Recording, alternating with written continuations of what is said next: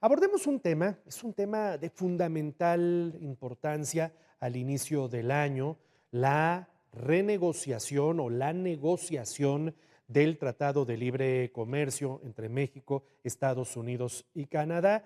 Y para abordar el tema de cómo viene esta negociación o esta renegociación, voy a platicar con un hombre a quien le tocó negociar el TEMEC, es decir, el tratado que hoy sigue vigente. Es un hombre que hoy además es consejero para temas de inversión de COMCE. COMCE es el Consejo Mexicano de Comercio Exterior para la región sur de la República Mexicana. Es el maestro Guillermo Malpica Soto. Bienvenido, maestro. Gracias Muchas por estar con gracias, Juan nosotros. Carlos. Encantado de estar Es su contigo. casa. Por principio de cuentas, ¿qué es lo que vamos a tener finalmente? ¿Va a ser una renegociación del tratado existente hoy día o si se vislumbra la construcción de un nuevo tratado? A estas alturas, Juan Carlos, es incierto. Lo que tenemos en el papel, en lo que se negoció en el TEMEC, es primero una revisión, que seguramente va a ser muy rápida. Y después vamos a migrar muy rápidamente a un escenario de negociación comercial.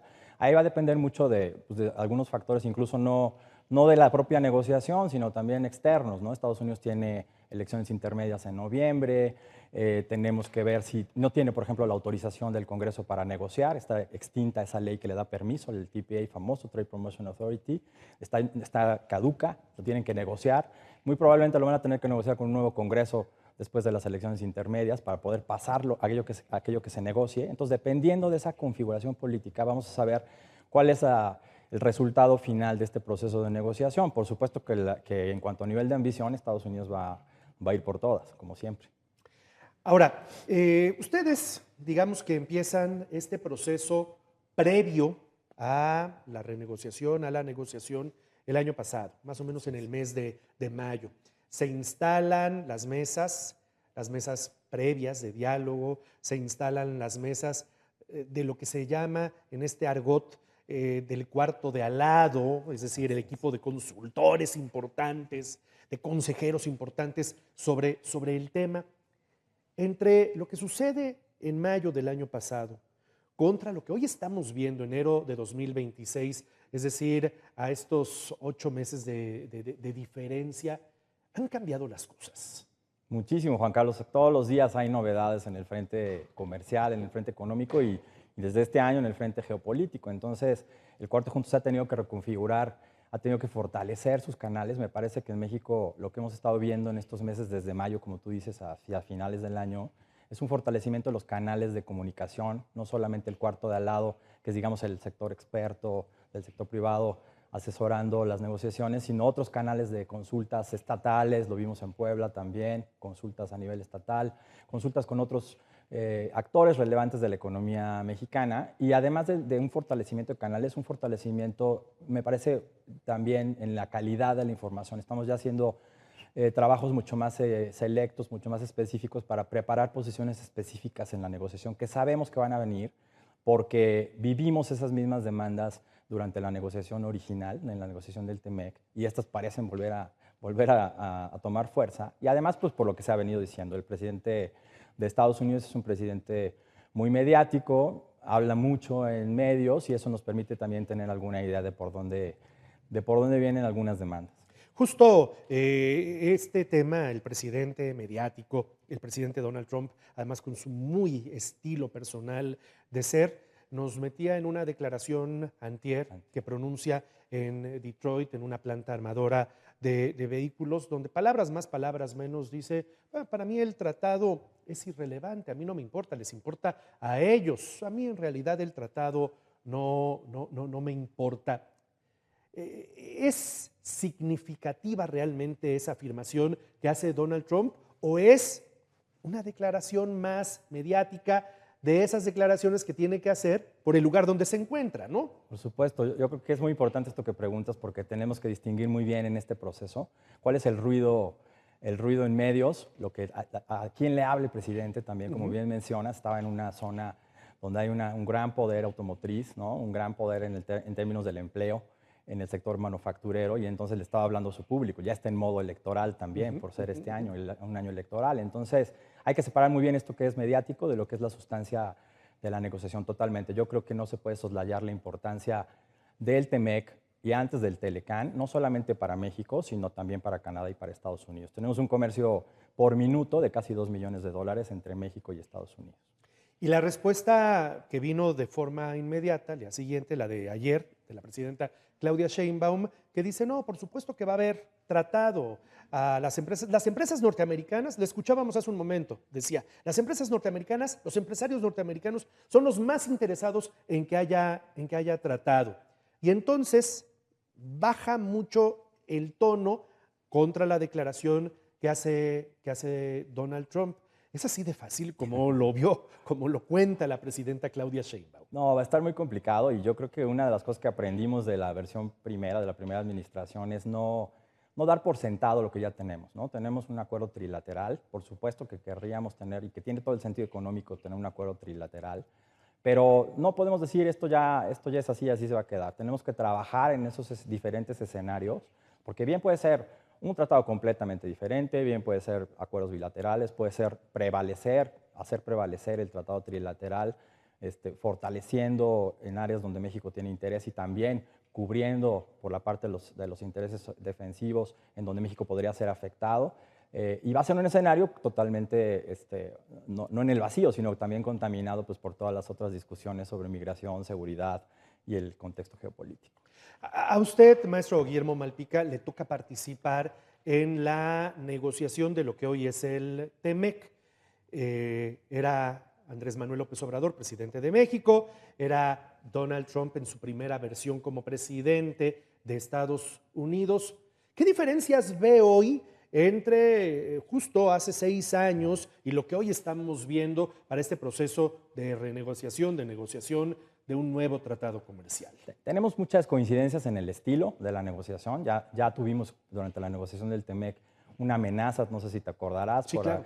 abril de 2017 de salirse del tratado. Entonces ahora tenemos la amenaza o el discurso de que no le importa, ¿no? Tener tratado o no tener tratado. El estilo de negociación es muy parecido, pero tenemos un presidente de Estados Unidos fortalecido en su concentración de poder. Llegó al poder con una diferencia mucho más holgada que en su primera administración, tiene mucho mayor control del Congreso y ha estado peleando prácticamente con todo el mundo en las diferentes instancias, incluso judiciales de Estados Unidos, y eso hace con algo que era a veces intocable como la Fed, ¿no? La Reserva Federal. Entonces creo que tiene otro estilo mucho más empoderado, además de lo que acaba de hacer en su incursión en Venezuela. Entonces eso lo hace sentirse mucho más confiado de que las decisiones que él tome se tienen que llevar a cabo. Es un escenario mucho más complicado. Hay liderazgos donde de repente quien está a la cabeza tiene una posición parecida a la de Donald Trump, pero tiene un equipo de trabajo sensato, maduro, que analiza, que es el que de alguna manera media, compone, le baja algunas rayitas, reacomoda las cosas. Oye, a mí me preocupa, y le digo mi preocupación, y no sé si ustedes la compartan, que de repente, a diferencia del primer gobierno de Donald Trump, hoy pareciera que el equipo de trabajo se mimetiza en él. Es decir, vemos Trumpcitos y Trumpcitas gobernando Estados Unidos. No sé si ustedes lo perciben así y no sé si eso pueda también llegar a complicar las cosas. Sí, a nivel de los titulares de la cartera del Ejecutivo, del gabinete del presidente Trump en esta segunda administración, es como tú dices, es precisamente así, mucho más alineado ideológicamente al presidente. Y en formas. Y en formas completamente igual que el presidente. Aquí vamos a tratar también de confiar no solamente de estos liderazgos políticos que al final toman las últimas decisiones, sino también del trabajo interno de negociación. Todavía hay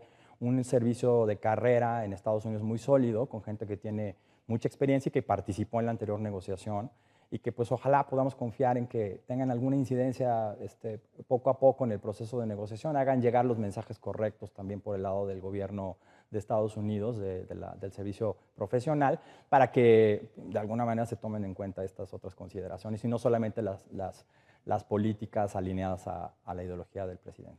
Maestro, ¿cómo vienen los tiempos? Si no mal recuerdo, fue en noviembre cuando, digamos, de manera formal comienza este proceso de negociación con las consultas que tienen que hacer los tres países? Le pregunto, en el caso de México, ¿se van dando esas consultas? ¿Hay calendarios definidos?